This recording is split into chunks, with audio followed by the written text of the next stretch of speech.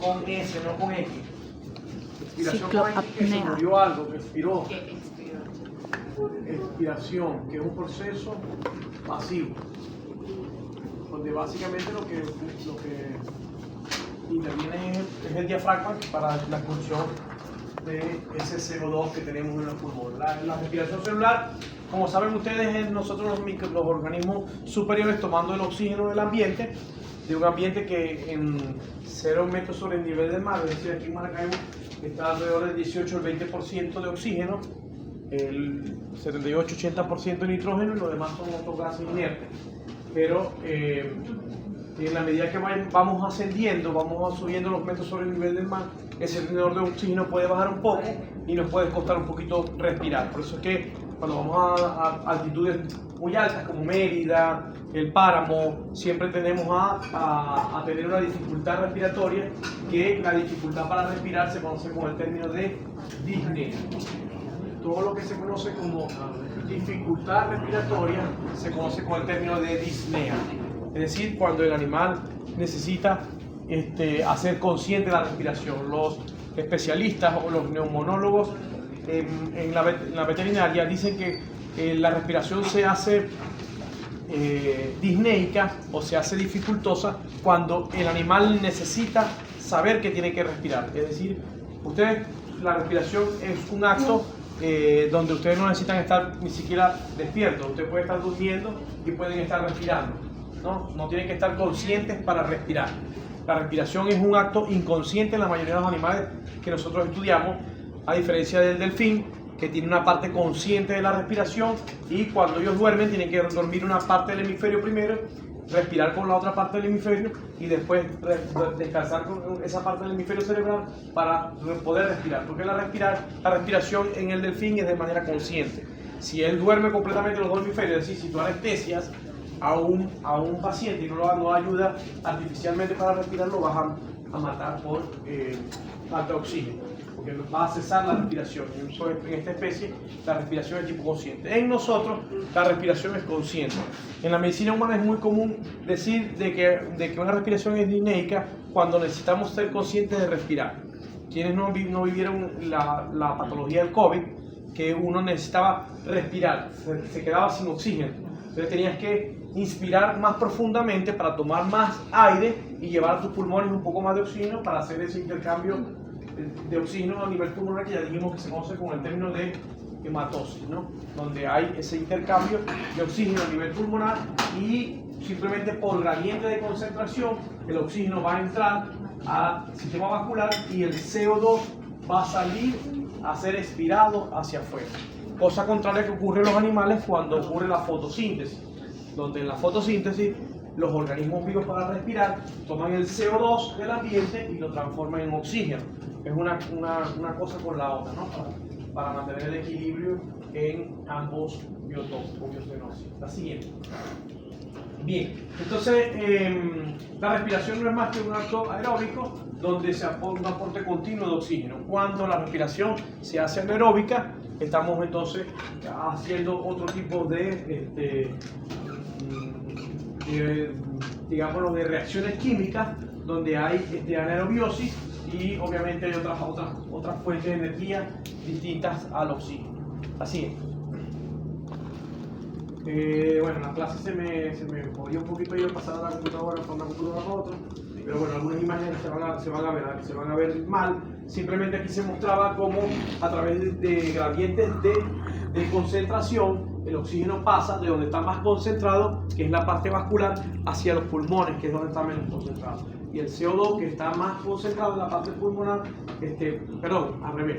El oxígeno, que está más concentrado en la parte pulmonar, pasa por gradiente de concentración a la parte vascular para tomar ese oxígeno, mientras que el CO2, que está con un gradiente más alto a nivel vascular, pasa a los pulmones. Entonces ese intercambio de CO2 se conoce con el término de hipocapnia o hipercapnia, dependiendo de lo que ocurra. Pero es básicamente el mecanismo de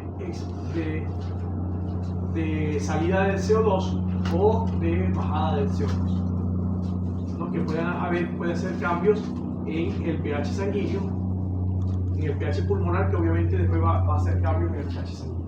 Entonces, cuando hay un incremento en la frecuencia respiratoria, ese incremento se conoce con un término que vamos a ir conociendo también como taquipnea. Taquipnea es un aumento en la frecuencia respiratoria, donde taqui significa incremento, como taquicardia, incremento en la frecuencia cardíaca. Entonces, incremento en la frecuencia respiratoria se conoce como taquipnea. Cuando esa taquipnea se hace de manera profunda y con incremento en la frecuencia, se conoce con el término de polipnea. Es muy común cuando estamos bajo un estrés calórico tener una respiración polipneica o un jadeo polipneico, que es abrir la boca para tomar aire también por la boca, como hacen los perros cuando están haciendo termólisis evaporativa, donde él tiene que abrir la boca con un jadeo y incrementar su frecuencia y profundidad respiratoria en lo que se conoce como polipnea. Entonces se conoce como jadeo polipneico cuando un perro trata de hacer termólisis evaporativa producto de que no tiene glándulas sudoríparas eficientes para hacer esa termólisis. Recuerden que nosotros los humanos, al igual que los camélidos y los equinos, podemos hacer termólisis evaporativa cutánea, es decir, a través de la sudoración podemos perder kilocalorías que en forma de energía, cuando cada vez que se evapora un gramo de agua en la piel, se pierden una serie de kilocalorías y con ellas se llevan calor. Por eso que nosotros sudamos y podemos disipar calor. Eso se llama disipación o termólisis evaporativa cutánea. Es muy eficiente en el caso de los equinos, en el caso de los camélidos y en el caso de los humanos. No tan eficiente en los rumiantes, medianamente eficiente, en la búfala, en la oveja, en la cabra, en la vaca. En el cerdo es casi nula, igual que en las aves, y en el perro y el gato también es bastante nulo. Por lo cual ellos tienen que incrementar la frecuencia respiratoria, hacer el jadeo polipneico para poder hacer termólisis evaporativa respiratoria, porque no pueden utilizar la termólisis evaporativa cutánea.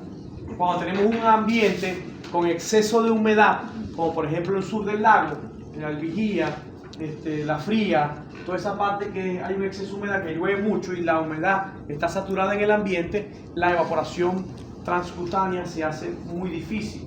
Por eso uno suda y se siente más agobiado, se siente como más lleno de calor. ¿Por qué? Porque no se evapora el agua. Hay tanta agua en el ambiente que no se evapora el agua y tú tienes la gotica de sudor en la piel y no se evapora. No se da eficientemente la termólisis evaporativa cutánea. Para eso entonces tienes que utilizar los ventiladores, utilizar ventiladores que te puedan mover esa película de aire y te pueden hacer por convección que se pierda esa termólisis o esa pérdida de calor. Recuerden que nosotros, como somos organismos que tenemos que tener una temperatura controlada, no somos poiquilotermos, tenemos que mantener una temperatura controlada y en un rango muy estrecho. Otro incremento en la frecuencia respiratoria recibe el nombre de batipnea. Son términos que tienen que ir familiarizando. Batipnea, que es un incremento en la profundidad respiratoria, sobre todo como las respiraciones de Kuhlsmaus, que hay un incremento en la frecuencia respiratoria cuando uno se está quedando sin oxígeno, como yo en este caso, que tengo aquí un problema pulmonar de la semana pasada, que no respiro bien, suspendí la clase la semana pasada porque di una clase en la mañana y casi que me caigo desmayado en plena clase, y dije, no, en la tarde no voy a la clase, voy al médico, me hice un teletórax y bueno, salí bien según me dijo la neumonólogo, pero todavía estoy medio convaleciente y casi no puedo ni respirar bien. Tengo que usar broncodilatadores para poder respirar. Todo esto son incrementos de la frecuencia y profundidad respiratoria. Todo lo que es hacia arriba, batipnea, polipnea, taquipnea. Si vamos hacia abajo, disminución de la frecuencia respiratoria, entonces estamos usando el término de como bradicardia, ¿no? Bradipnea. Disminución de la frecuencia respiratoria. Entonces, todo eso son incrementos. La unión de taquipnea con batipnea es una polipnea propiamente dicha. Esto es una polipnea. Entonces, un incremento en la frecuencia y en la profundidad de respiraciones se conoce como polipnea. Y muchas veces o los animales domésticos hacen jadeo polipneico, es con la boca abierta, tratar de llevar más aire a los pulmones. Así. Bien, entonces el proceso físico-químico, donde lleva el intercambio de oxígeno con el ambiente, pues se conoce como respiración, pero también puede existir un intercambio de oxígeno a nivel celular, que es la respiración celular propiamente dicha. Puede decir cuando la célula, la mitocondria, toma el oxígeno. Así, entonces tenemos una respiración que se da a nivel pulmonar y una respiración celular que se da a nivel microscópico. Bien, funciones del aparato respiratorio, bueno, captar ese oxígeno a través de la función aérea y expulsar el CO2. Los pulmones son la unidad funcional de la respiración, pero también tenemos centros respiratorios que están a nivel del sistema de la médula oblonga, a partir de la parte del sistema nervioso, donde hacen la respiración que no sea consciente, es decir, que tú no tienes que pensar en que estás respirando, sino que la respiración es totalmente inconsciente a través de centros respiratorios que están ahí en la médula oblonga. Así es. Estructura dentro del sistema, recuerden que esto es una clase vieja y habla del sistema respiratorio, pero el sistema es el aparato. Recuerden que hay diferencia entre sistemas y aparatos, ¿no? El cual que el digestivo es un aparato. Ay, Dios mío. Se volvieron todos. Vamos a tratar de volver a pasar a ver si las revivimos. Por lo menos que aquí también esté así.